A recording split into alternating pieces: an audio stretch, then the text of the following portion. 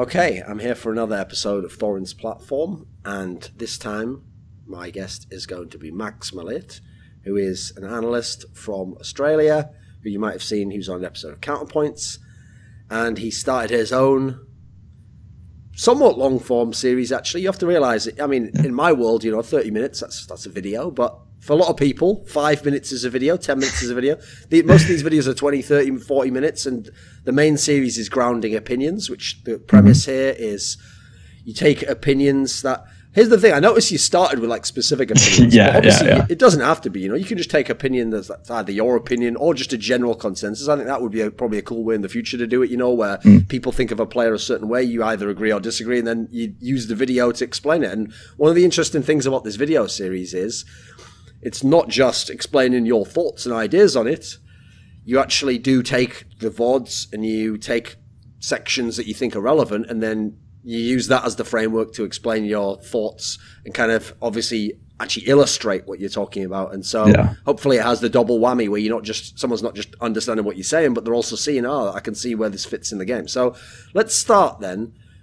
The piece that we're going to be talking about for this particular feature is going to be a very recent one you did in that series, where I noticed it's actually a little bit of a change in direction, because even though you've done a couple of pieces like this, the series generally started out as like player profiles, and now you've done one where it's not just, first of all, it examines the role a player plays within the team, so it's Kjaerbyes' role within Astralis, but in the context of something that's quite topical at the moment, because since Astralis is a team that is clearly very good, but hasn't won in quite a while, it's quite logical to start looking in the team for things like, are there stylistic issues that are off? Particularly, obviously, and this is something fans will always latch on to, and there's something to it, is there a player who's underperforming or could be replaced, etc. And so at the moment, Kjaerby's the youngest guy. He's the guy who you just look on paper without looking into all the games and every little detail. Seems like the one who you have to at least start asking, is he playing his role as well? Is he got issues?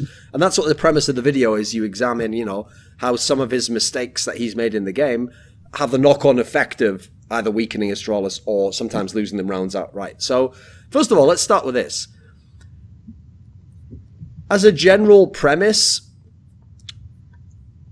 how did you arrive at that concept that perhaps Kjaerby's the one making mistakes here that are in some way costing them rounds before you'd sort of gone into all the detail? How did you get to the broad strokes aspect? What made you think of this as an idea? Well, it sort of comes from just, first of all, obviously watching a lot of Astralis, and then you sort of look at all the pieces of Astralis and think, all right, there's obviously hierarchies within teams of some players more important than other players.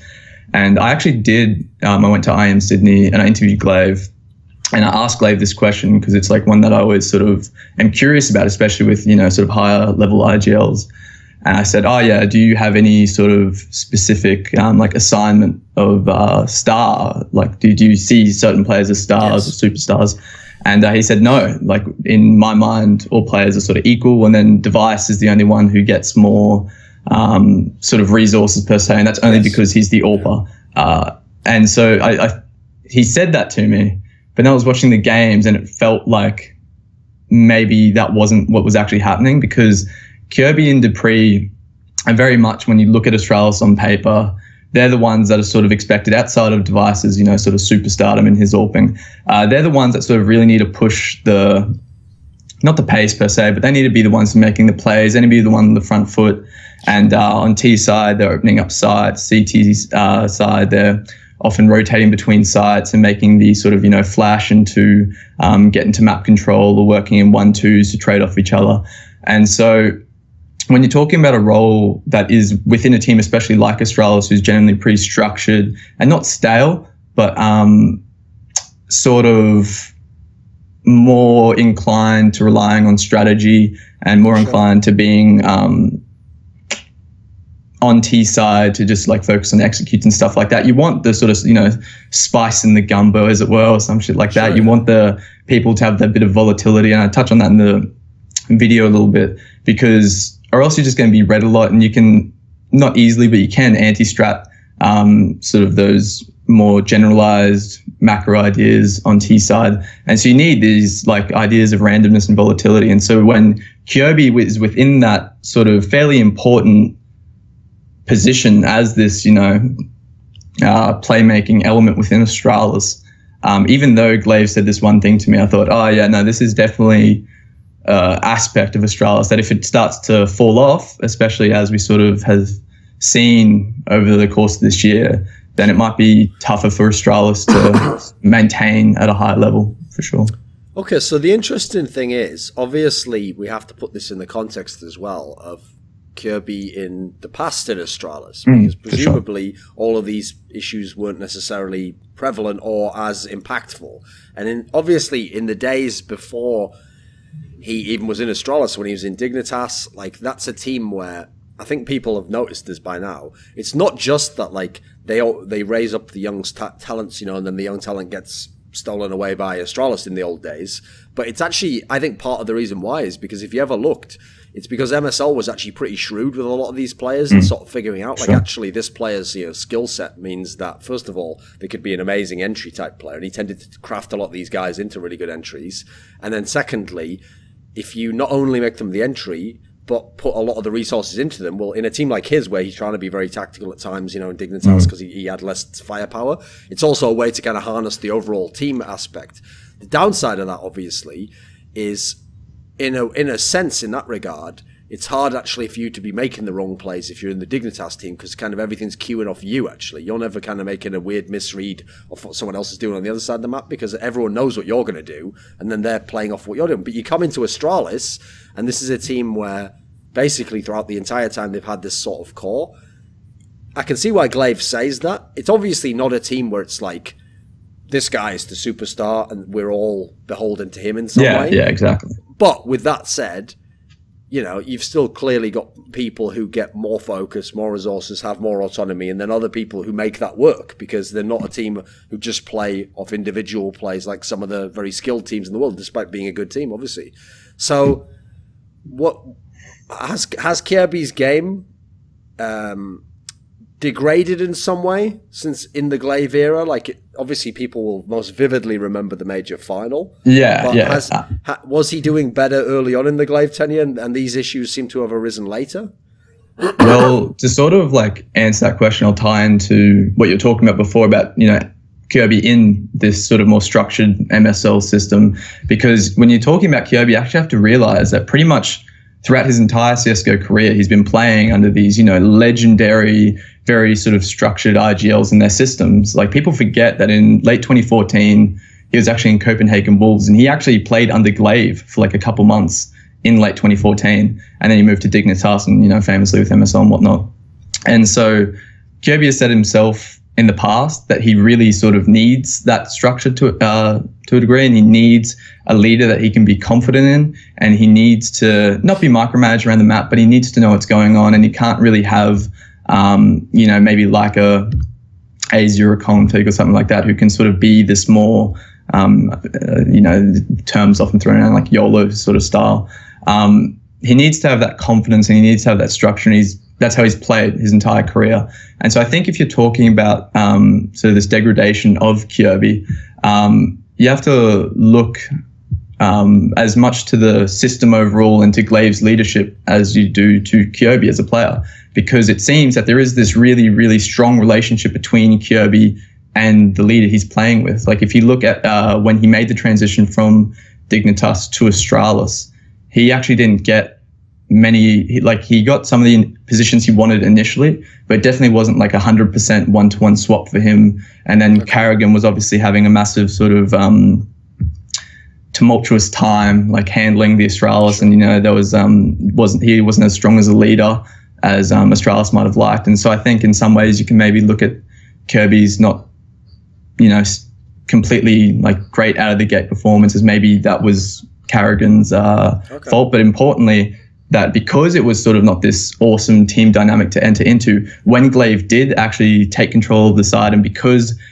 Glaive had sort of commanded Kjaerbye in the past, I think Kjaerbye really did have like total faith and total confidence and total belief. And I think belief was a big part in Glaive. And I think that's why he was so strong initially, because it was just this, like completely, we're going to win. Glaive is going to be the one that's going to get us there, and I believe in whatever he's going to tell me to do. And Glaive wants him to be this, sort of on the front foot entry player on T side, and he has that confidence. And, you know, Kjaerbye, I think, is an emotional sort of momentum-based player. And then over time, as, you know, Astralis starts getting figured out in more of a macro scale and the meta starts shifting around them, so more teams are playing like Astralis and getting better at sort of Astralis' you know, default-centric strategic style. And Astralis are losing games, and, you know, maybe Glaive's still a strong leader, but the team is, you know, sort of silently maybe not having as strong a faith in how well he can call.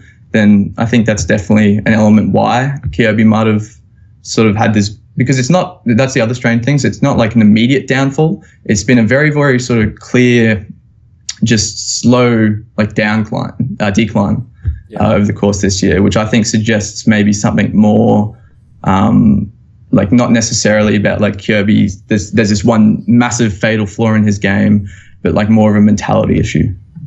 Okay, so kind of tying in a few of the things you said there, when you added him in as kind of a semi playmaker, you know, someone who's going to be a little bit, who's going to do things differently and is going to do things perhaps instinctually or impulsively. You know, this is quite a unique element to Astralis, because obviously you look at the core of the players they have. So obviously Glaive's the in-game leader, so he's going to follow the game plan generally anyway. But you look at the other three players who are the core, Astralis, Device, Dupree, and Zipnix, and they're players where actually probably the biggest compliment you could give them over their careers is they have generally been pretty smart players who kind of all do understand the concept of what the team wants to do, and generally just as players, if you notice. I would just, like, people, unfortunately, passive gets like a very negative connotation. I would just say they're conservative in their playing style, you know. They kind of play a certain way off each other, and there's a strength to that, which is, I think, part of the reason their teams have often been very stable when they're very good, you know. And the weakness, obviously, is that a lot of the very good teams have had a bunch of playmakers, and so at times, you know, when you're in these big pressure matches, big teams can kind of break out of a problem or do something unexpected that perhaps Astralis wouldn't do. But the issue I wanted to frame around here is, obviously, that puts Kjaerbye in a tough spot, because when you look at like a loss and you look at a player like Dupree or Zipnix, etc., you can say, okay, he didn't get a kill here, or maybe he just had a bad half on this map. But oftentimes you're not going to look at it and go, oh, the fundamental flaw here, you know, he didn't understand what his teammate wanted here, or he's gone too aggressively here, because they're just not really going to do that as players. So how much of the problems that arise from Kjaerbye, in your opinion, is like things which at times, if they work out, is good, and it's that when he's either in poor form or when it doesn't work, it looks, I mean, as if it's the key factor, you know, that messed you up. Yeah, well, it's sort of like the famous like fur thing, right? Because, you know, like if fur flashes through a smoke and gets a 2K, it's like, oh, it's the aggressive T-side playmaking of fur and he's a god and whatnot. But if he does it, then people just immediately turn around and, you know, shit on him for the exact same reason. But I think like generalizing Kjaerbye in sort of that same way as we might generalize a player like fur and, you know, he's super aggressive isn't exactly right, because Kjaerbye is like a very smart player. And because he has played in these structured systems for so long, like to a degree, even if you are, you know, this really young kid, when you're playing under MSL, you're playing under Carrigan, you're playing under Glaive for these super extended periods of time, and also your teammates are, as you said, these like really conservative, like positionally sound players. I think, yeah, that's definitely rubbed off in Kjaerbye, and his decision making is really good. He's never grossly out of position, and just feels like that he knows that's his role. Like he knows that's his job to like turn around for Astralis, and he can sometimes sort of feel too much of a need to make a play in a certain scenario, which is obviously just such a fine line to walk, as you sort of are saying, because then it's do you make the aggressive random play through that smoke and potentially win your team the round, or do you just like stay behind it and try to let the sort of more consistent pieces pull through? And that becomes an even tougher problem when your team isn't performing as a whole, because then it's like, all right, well then I feel more pressure to make a play, but then because everyone's not performing as a whole, if that play fucks up, then even more so that we're failing and falling behind, you know, because then not only can't my team sort of like corral around me and trade me out or save out that play if I make the mistake. But yeah, well, so that was my point, essentially. It's all right. Right, so one of the elements, obviously, when you play an entry role like he does, is it's kind of like a a lighter shaded version of the point I made about when he was in Dignitas under MSL. Is like when you're the entry fragger, obviously actually a bit of spontaneity, a bit of aggression, a bit of sometimes just playing on your instincts, you know, is a good thing. And, you know, you're going to channel that generally as a team. And also there's space created within the concept for you to do that. And then people will have follow-up and sometimes, you know, you'll be able to kind of have a different effect on what happened in the tactic because you've got all these good players that are smart and can play off you. But the question I always have with players out, which is what I'm interested in, I noticed that some of these clips were CT clips in your video, is when you put a player like that onto the CT side, that's oftentimes where you're going to see either a weaker style of play or more difficulty, because obviously there isn't really that sort of a role. I mean, funnily enough, you gave the analogy of Fer before. Fer's, in this sense, I think very unique in that he's actually a guy who does that on the terrorist side, and somehow he has adapted that to be his CT style as well. World-class CT player. Is so aggressive, and yet again, you know, he's like the Pied Piper. They all just follow along and go, okay, you just do that then, Fer. We'll somehow make it work. And so that's got to be a very rare example, you know. I can't think of many players like that. And so the downside here, okay, is again, to put it in historical context, that's also been another thing about the core of this Astralis team with all the different in-game leaders, is that they always had a very structured CT side as well. Like, and again, it would be very defensive. It would be very kind of like, we're going to set up in these particular ways and we're going to rely on a crossfire here, or that you com probably if someone comes over this area, you know. They're not the team that just sets up and then people make the individual plays all over the map like Fnatic teams did in the past, you know. So, like, obviously, without even getting into the criticism of him, you're going to think to yourself, right, how did Kjaerbye fit into that then? Because, again, you're coming into a different style there because it's a very different CT style. And if you're someone who naturally is younger, less experienced, and on the T side you play more of a aggressive role, how would you say he fits into the Astralis CT side? Because I noticed you made the point that on the one hand, obviously, it's not going to be the same setup that you have as on the T side, but they do, to some degree, give him elements where he can be a guy who like is a rotator and things like this, right? And so how are they using him on the CT side, and what were the broad strokes as the issues you saw him having there? Well, So his buddies Dupree on CT side, right? They like to really work together, and well, just in general, they are the sort of the two-man sort of duo. And on CT side, they are definitely the ones, and pretty much exclusively up until very recently.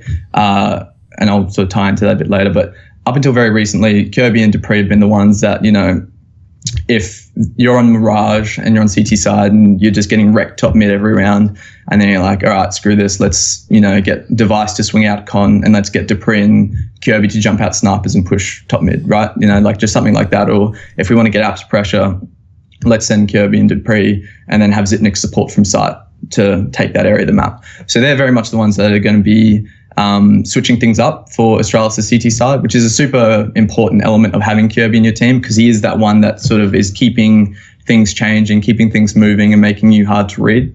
And sort of bring back the point I wanted to make earlier. But the problem is that when, you know, all these different factors are coming together and he isn't performing in that role, then it's like, oh shit, what do we do here? And so we've actually seen like Zipnix in a lot of ways, because he's actually been a pretty standout player since the post-player break, like amidst a lot of sort of issues within Astralis' like individual players. Like Zipnix has sort of been taking some of Kjaerby's positions within CT aggression. That's not anything like massive systemic, like he's not completely changing out with Kjaerbye in that role sense, but definitely there's been more instances, at least in the games I've watched, and especially on Mirage, using that sort of top mid example, where Zipnix has been the one that's sort of having to pressure a bit more on CT side.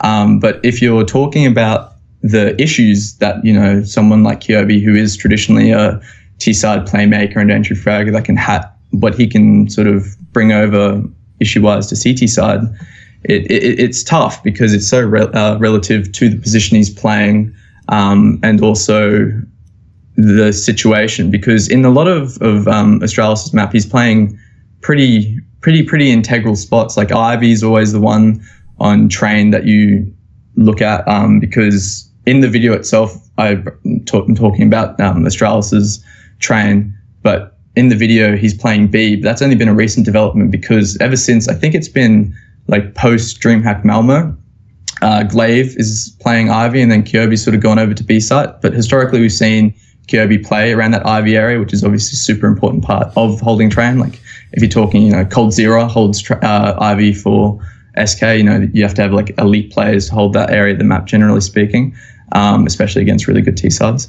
And so, yeah, he's in these pretty cool positions, but I think it is really, even though you might think because of his role in T-side that he could have these bouts of just random aggression that might cost Astralis a round, I think because he's been in these structured teams for so long and because of how sort of like wonderfully well-rounded Astralis is as a side on paper, we generally see most of Kjaerby's mistakes on CT side come in like these micro decisions where it's more based on instinct and just wanting to get that frag to turn the round around rather than like any super core fundamental problems with like his positioning or his movement or his utility usage like that, because all those things are generally pretty sound. And it's also tough to criticize Kjaerbye because when you're talking about you know, players like in Astralis, you're talking about, you know, some of the best players in the world by like considerable sort of when you like the elite.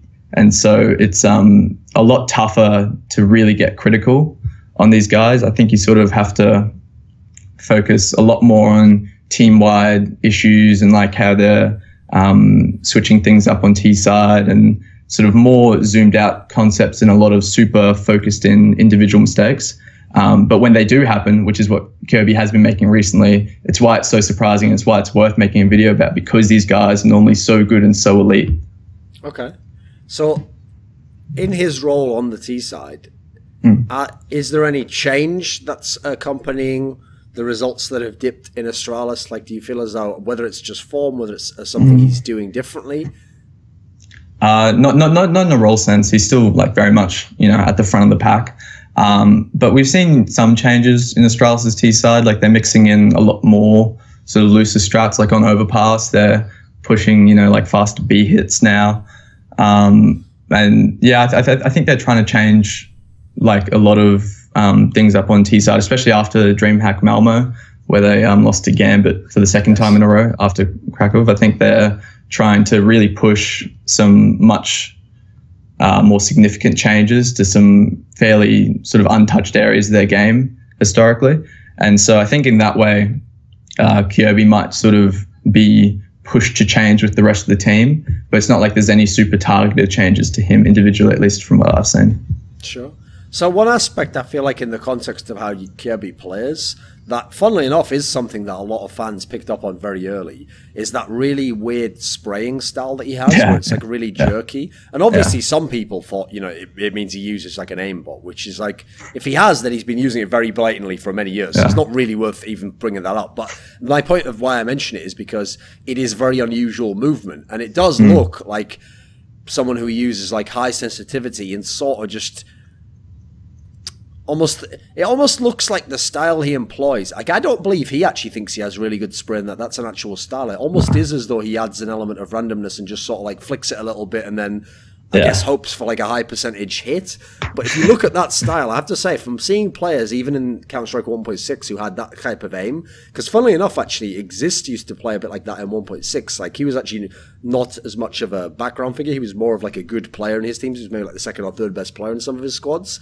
And he had a very similar type of spray. And that type of spray, which really is the kind of like cliched Twitch aim, you know, of like where they're really quick, it tends to either be amazing around, like, you know, it means that actually you hit like 2 outrageous headshots in the first beginning of it in the string. You're like, what the fuck? Like, you know, that would never normally happen. Or it tends to actually, well, funnily enough, like Exists sometimes looks now, like it goes so badly that then you end up doing one of those, like, you know, mid to long range, like crouch sprays where you're already at like the last half of the clip, and those look really rough because when you miss them, it makes you wonder.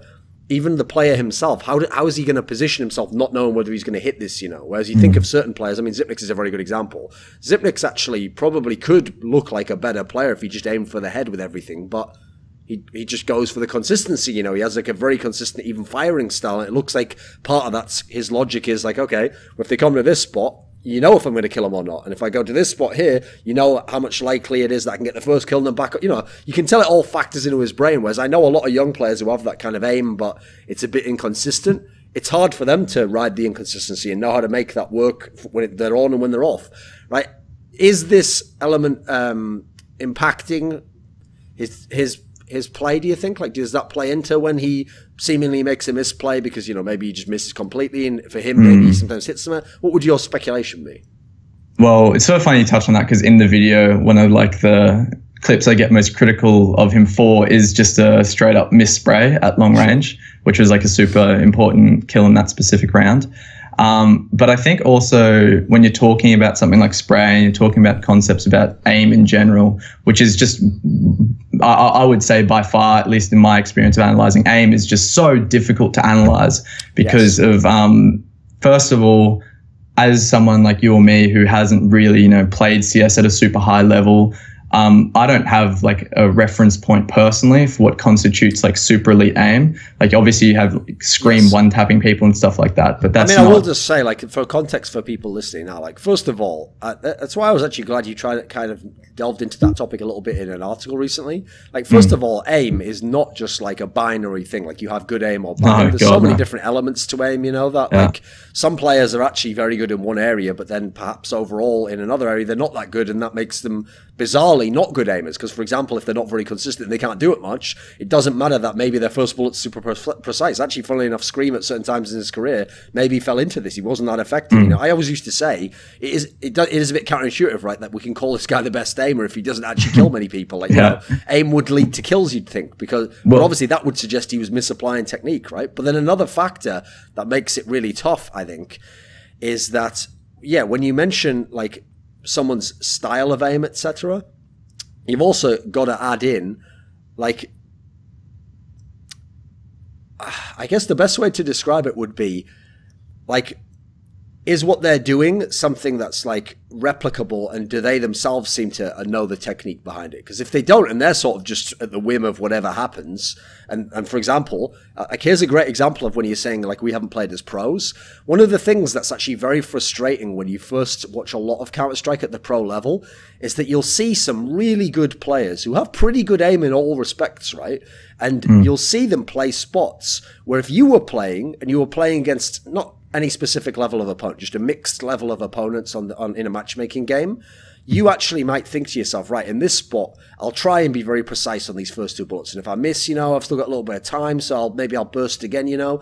And in some of these spots, guys who actually might have amazing burst aim might just always do a spray, which is like a one and done. Like, they either kill the guy with that spray, you know, they really commit to it, or they're going to die, or maybe even just get one and get instantly traded. And as an outsider, you sometimes go, why don't they try and be a bit more economical, right? And I can tell you, if you ever ask some of those pro players, that tends to be because if they play that spot against, you know, the other top 5 teams in the world, you're never getting that sort of like, I can miss the burst and then do the other one. So they're like, I was already all in on that. And so it might sound weird. They're just like, listen, I've played this a lot in scrims, you know, and there is no such thing as like the margin for error on this particular shot or this angle. And so as bad as it looks, I have to kind of commit to it because, you know, the 65% of the time I get it, then I'm good to go. And the other guy in the site has to worry about the next guys, you know. So it is counterintuitive is the point, right? It's tough to critique in this level because like we can't really have a control group. We can't play the same way as them and the same opponents and know what is efficient or what is, you know, correct technique always. Yeah, well, mate, I've watched like fucking 30 hours of Kjaerbye Problems, and I was watching his cash game, and he sits like on red crate in like the back right corner, and he plays this like really cool, like sort of off angle where you're guaranteed to essentially get the first 2 shots off of. If you know how many cash matchmaking games I've sat there and tried to replicate that style, like that shit is so hard. And that's why I like trying that out, because then you actually get to appreciate just how insanely high level these guys aim is, because it's so easy to just become desensitized sort of to, if you watch a lot of high level CS, like, oh, I should have just gotten that kill, rather than being like, wow, that guy who killed him just blew my mind with how quick that flick was or whatever. And so I think when you're talking about aim in general, you also have to consider, as we're saying, like the many different elements of aim. And also not only are there many elements, but that each element is more applicable to certain situations. So for example, I was watching the Envy Astralis game at IM Oakland on Inferno just before we started recording this. And there's a round, and we're talking about Scream before, where Scream just like walks into the B side of Inferno against Astralis and just like one taps everyone, like literally, but they're all just headshots. Just gets a 4K and completely wrecks around. Okay. You're not going to get, you can't replicate that style of just walk onto a site, 4 headshots, completely win the round out of nowhere from someone like Xyp9x who's just going to spray, right? You're just not going to, you're not going to in any way imitate the same sort of just lavish, absurd impact that someone like Scream can have on the game. And so I think if we're like using sort of 2 analogs, Xyp9x and Kjaerbye are actually really good, because Kjaerbye sort of falls into that more Scream-like category where he does have really, really good first bullet aim, which is also one of the reasons why his deagles are insane. But that's important to note, because that's his role doesn't need to be the sprayer. His role is he's this entry guy who needs to get onto a site, who needs to find those opening kills, and also in post plants, if he's alive, he's going to be the guy who's set up to close out the round, to close out the big 1v1, and to make, you know, those star plays.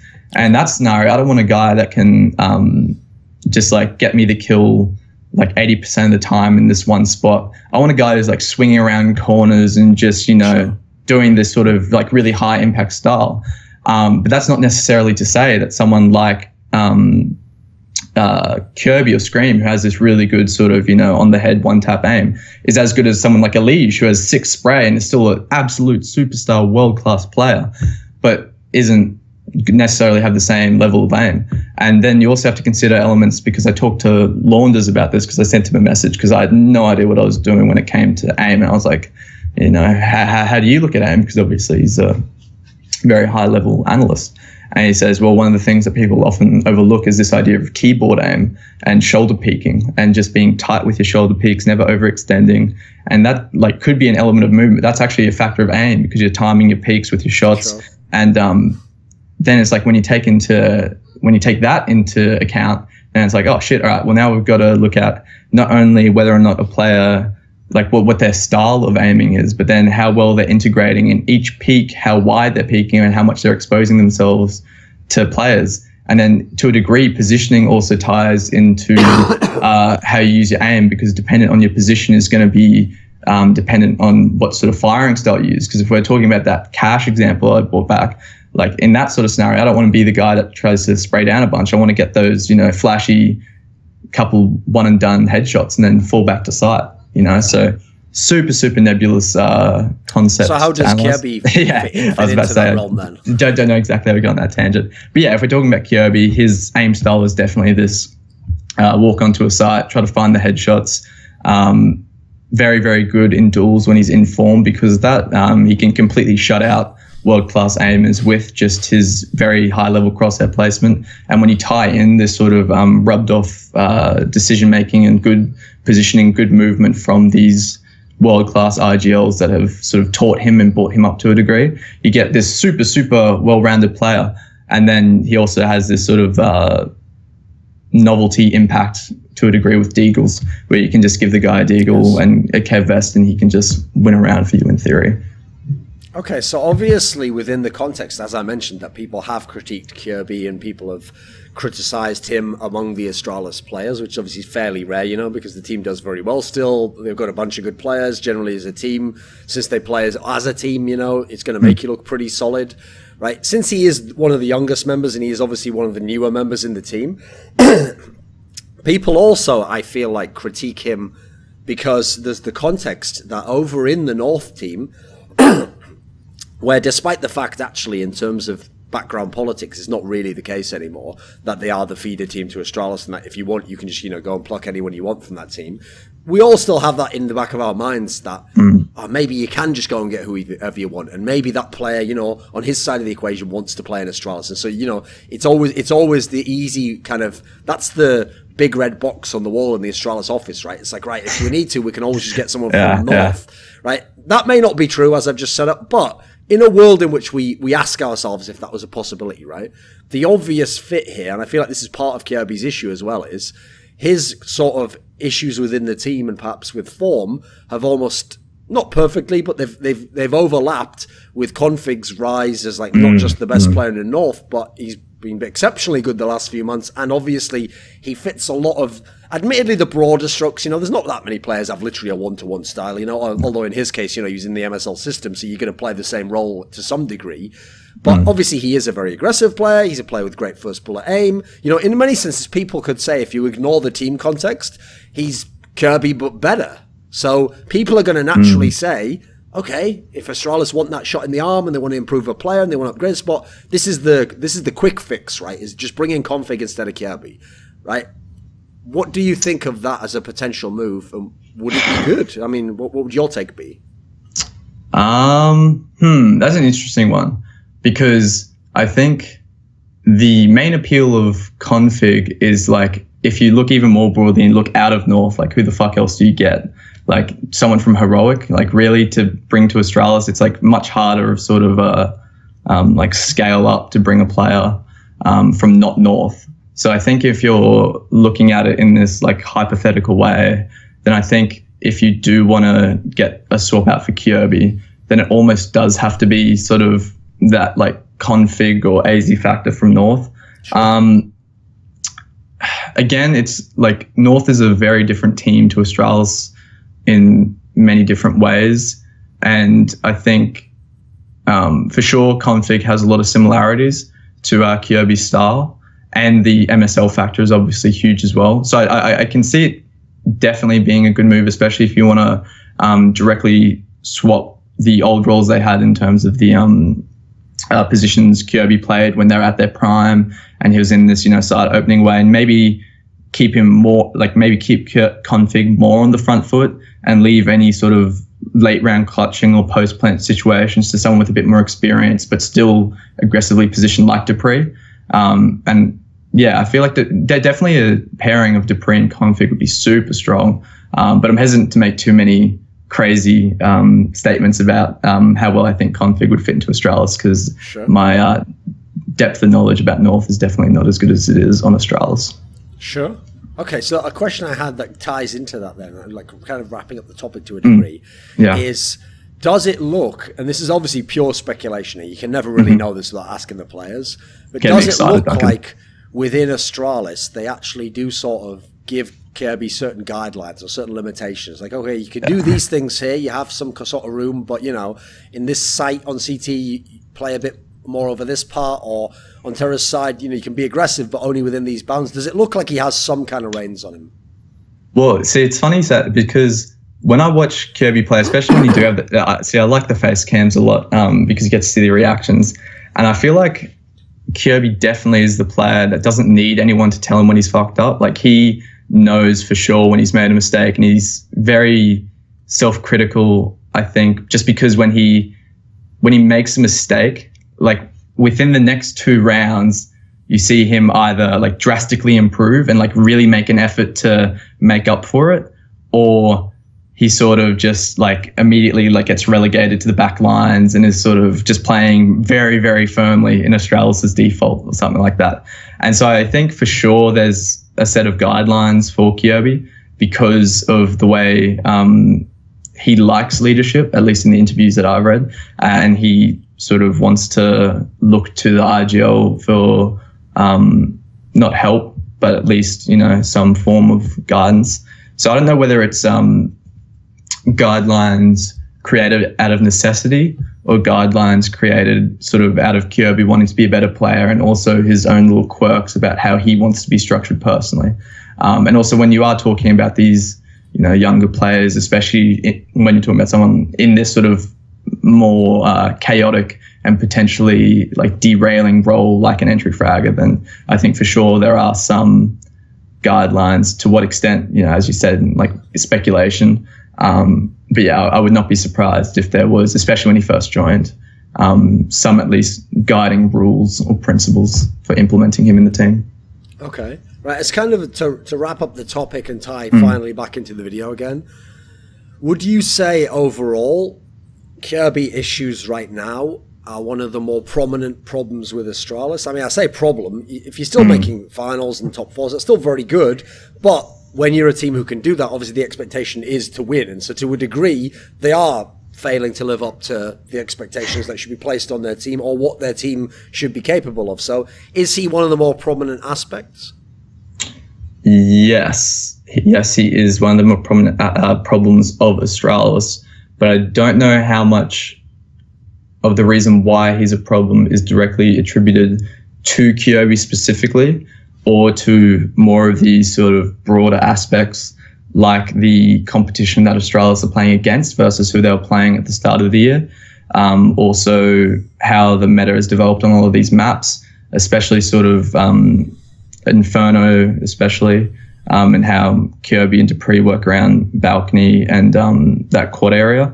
I think, yeah, there's definitely some broader issues impacting the team as a whole and Kjaerbye specifically.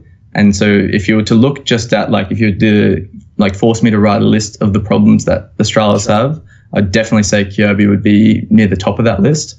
But if you then to like write a list of why that sort of those problems exist, I don't know whether it's as much a result of Kjaerbye individually or sort of these more, scoped out factors. Hey, I'm Hiko, the Master Baiter, and you're watching Thorin's YouTube.